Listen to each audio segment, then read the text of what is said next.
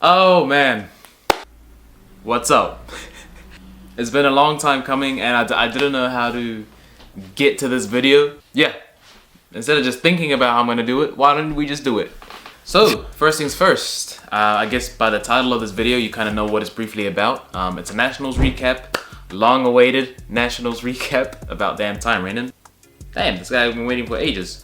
Why don't I, instead of pretending that I have a watch on, I actually put a watch on? Maybe then I'd look a bit more like I'm playing the part of actually looking at a watch. And another fun fact is, I actually don't wear my watch on my right hand. I wear it on my left hand. Yeah, I don't know, I'm just being, my ADHD probably just kicking in. Anyway, let's talk about this. If you guys follow me on Instagram, you would have known that I was doing a posting every day until I was a sponsored athlete thing. I'll get to that towards the end of the video and explain everything about that. Moving forward, let's talk about Nats. So this year at Nats, I was a 93. I did compete as an 83 prior at regionals. And the reason why I wanted to compete as an 83 at nationals is because there was a big lineup, big stack of just 83 boys. The highest GL points were in that weight class.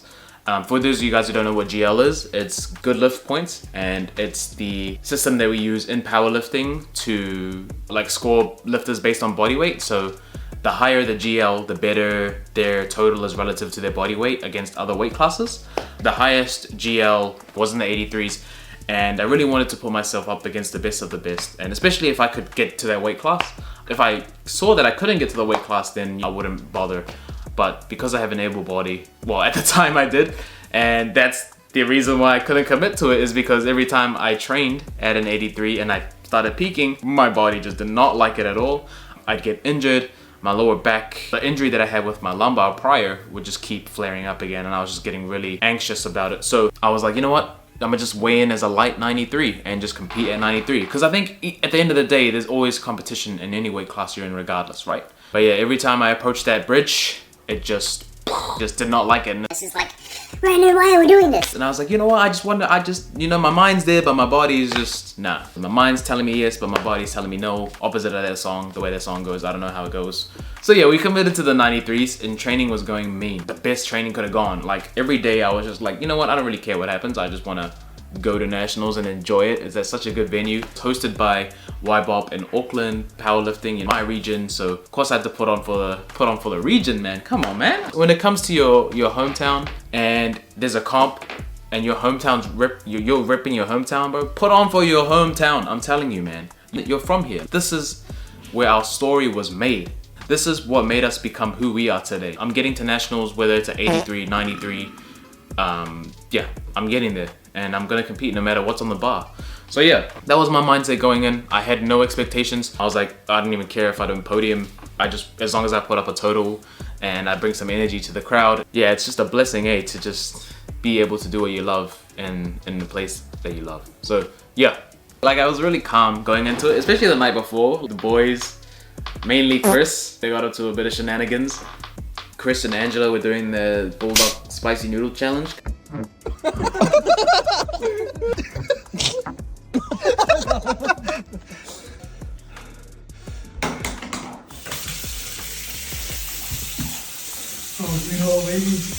I know Chris wants to release a video about that, so I won't post too much or talk too much about it. Then like I went to bed like with no nerves or anything. I was just kind of chilling, no stress. Woke up in the morning, woke up light, got to have a feed before I left. Just drank a whole bunch of water. Speaking of water, I'm gonna drink some right now. Wait, hold on, give me a sec. I think in the morning I just had there was like some bacon and some eggs, and then I had some like noodles. Yeah, drank a whole bunch of water. Had like half a Gatorade. Yeah, then we left.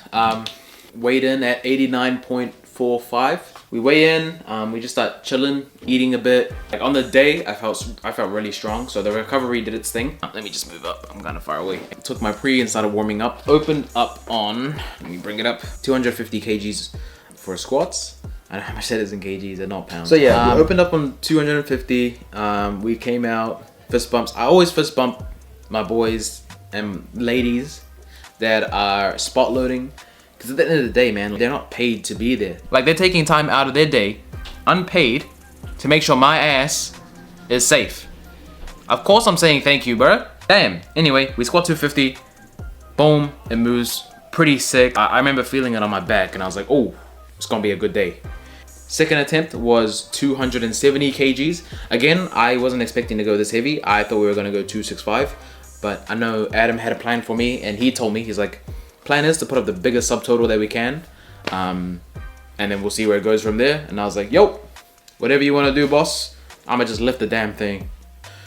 When it came down to crunch time, we put 270 on our back and gave it a little pop. On my back, it did feel a bit funny at first, but then when I settled, it felt really like nice, chill.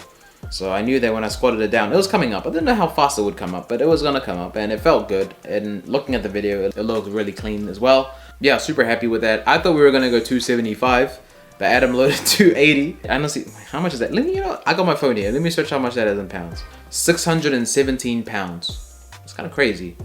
I don't know, is that crazy? Is that good? I don't even know. Fist bumps to the spotters again as I kind of get ready to do my thing. Now, like, when I put my belt on here, I like smack it because the pins like on the SBD belt come undone every single time. So like I like walk up and I'm like, damn. So I just hit it and it just goes into place. Because sometimes it'll get jammed and I'm just like sitting there adjusting it and I was like, frick, I only have like a minute and I can't be sitting here playing with my belt, so I'm just smack it in and hope for the best. I'd say like that was a proper RPE 10 lift. That's my all-time squat PR in comp. I think I was the biggest squatter out of the 93s. That don't matter because I'm about to get my ass handed to me on bench. I suck on bench. Like, okay, honestly, like being surrounded by people that bench more than you helps you bench more. Like, I'm like, damn, I'm getting ratioed out here, man. Like, these guys are benching like my 1 rep max for reps. I cannot compete. I just cannot compete. So yeah, we just took it as it was. We opened up on 155 and honestly, that felt great. That felt the best 155 has ever felt in my life. I guess as an opener should.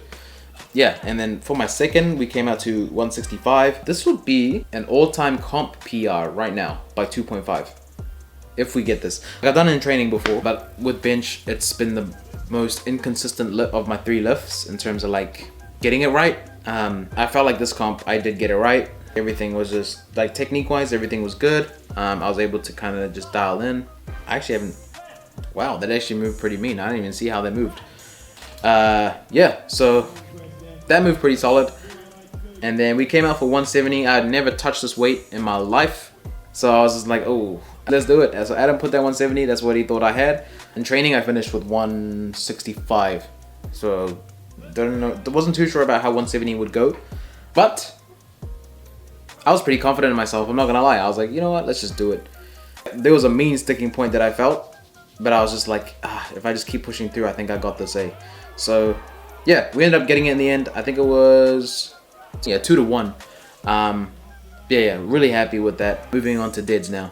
Just took a brief interval after talking about bench because I had to go walk the dog and I quickly had a feed. So I'm back and let's get into deads. So deadlifts, like obviously they're my strong suit. I actually ended prep with a 325 kg deadlift.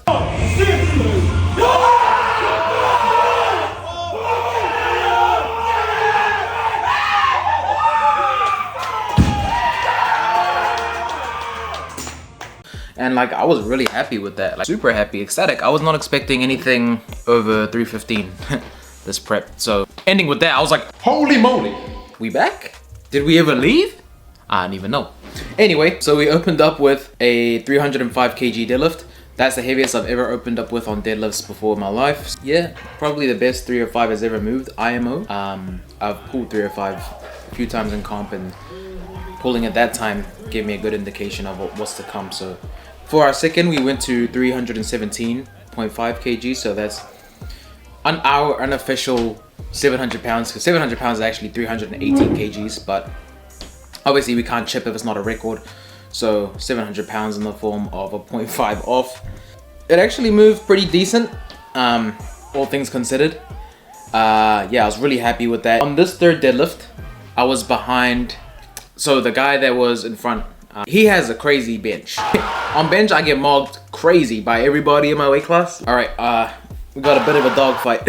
And I needed, how much did I need? 7.5 kgs to catch him. No, sorry, 12.5 kgs. I had no idea like this was happening until we got to deadlifts.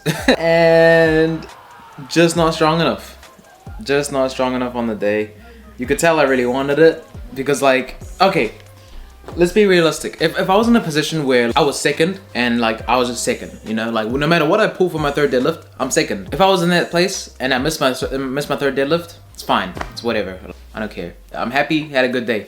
But the fact that placing first and beating someone who has always beaten me in comps when I was a junior, like, first off, the fact that I put up a fight is sick, but second, I was like, damn, it was there.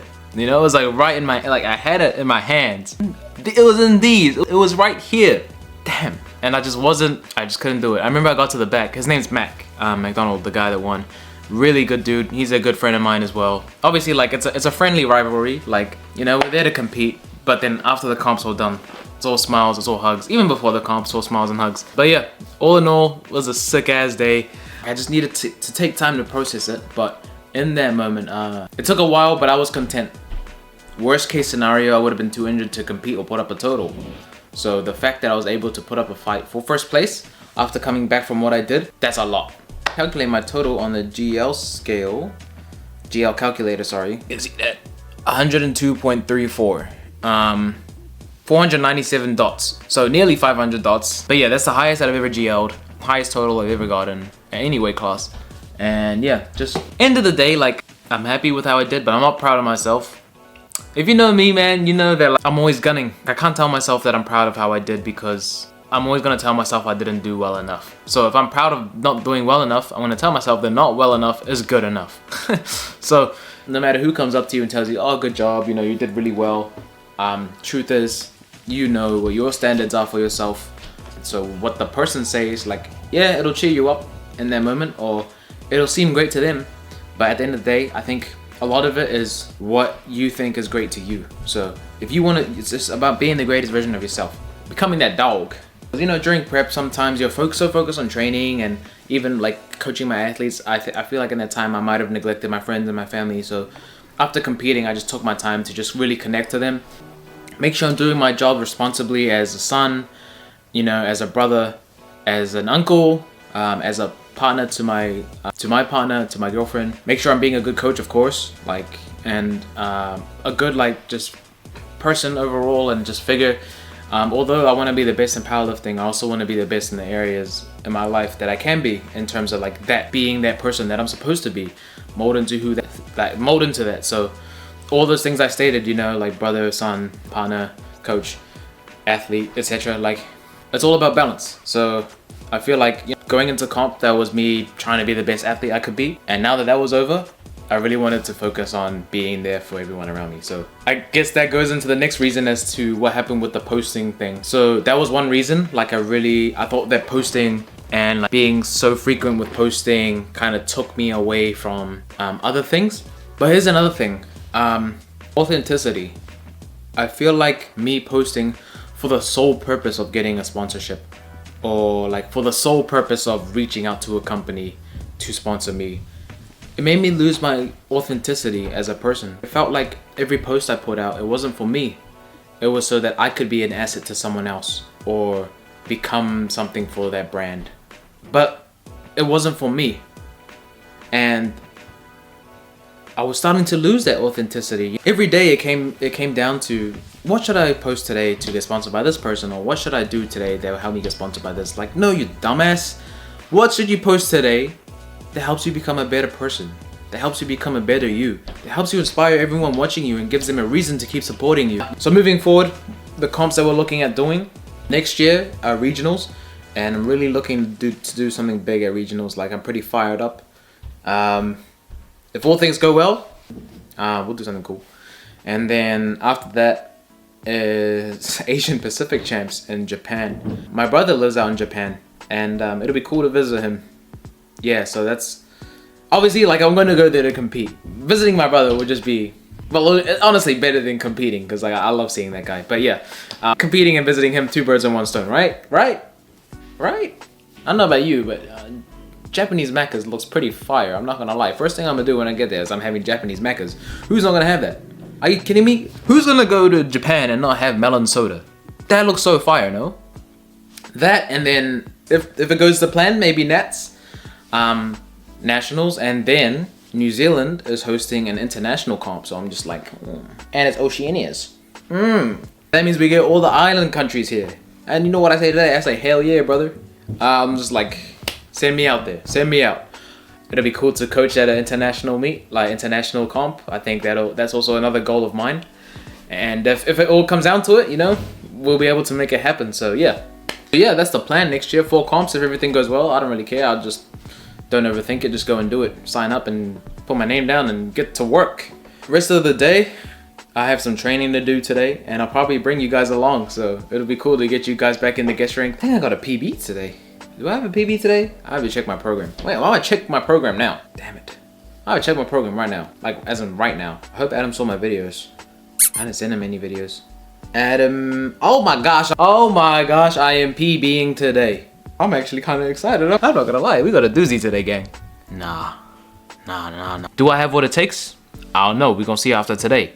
Do I think I know what I have? Do I think I know what I have? Do I think I know it? I'm gonna find out after today. All right, well, I don't know what else to talk about, so yeah, that's everything answered, everything explained. You know, it's your first time back in a few months, like, you know, just do your thing. Just do your thing. And I'll be like, yo, thanks, gang. Anyway, I'm gonna start getting ready. I'm gonna digest for a bit and then maybe chill. I got some work to do on my PC before we head out, but yeah, see you guys there. Let's go. Whoosh. We made it to the Mecca. We just got in. It's a bit loud in there, like the music's a bit loud. Like, don't get me wrong, I love the music. You just won't be able to hear me if I was to say anything. But yeah, we made it in. We got a PB set of 4 on squats. Yeah, it's kind of crazy. Anything above 230 for 4 is like PB territory. So yeah, I have 240 today for a set of 4, top set of 4. So we'll see all that. kgs, I don't know how much that is in pounds, but yeah, I'll throw it up here, whatever that may be. But I'm gonna go warm up and go do my dynamics and everything. So when you guys see me again, it'll be while I'm under the bar. Let's get to work. It's time. It's time, boy. Ain't no better time than now to make it happen. So let's go make it happen, bruh. Let's go. Let's go.